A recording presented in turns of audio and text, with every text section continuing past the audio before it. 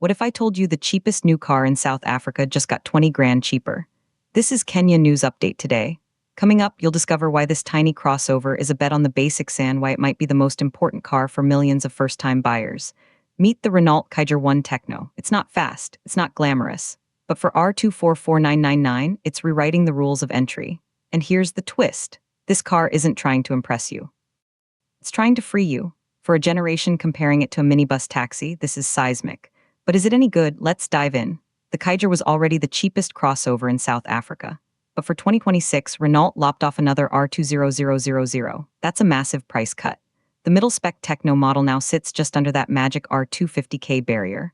Look, we'll level with you. Subjectively, it isn't particularly enjoyable to drive. Nor is it conventionally attractive, though the facelift helps. You need to contextualize the experience knowing it costs less than R250,000. This is a car for someone whose alternative is overloaded public transport. And in that context, everything changes. Here's what nobody's talking about. By keeping it brutally simple, Renault might have built a hero. The Kiger Techno has a naturally aspirated 1-liter 3-cylinder engine. Just 52 kW and 96 Nm. That's not much, but it's enough. We believe this is the pick of the range versus the more expensive turbo. Why? Less complication, less weight, and potentially more reliability. It barely tips the scales at 1,000 kg, and you can feel this. The triple cylinder vibrates, sure, but it's also lively, zippier than the miserly figures suggest. This translates to a claimed 5.2 liters per 100 km, though our tests saw 8.5. The 5-speed manual gearbox, not the greatest. The clutch sits incredibly high, leading to over-revving.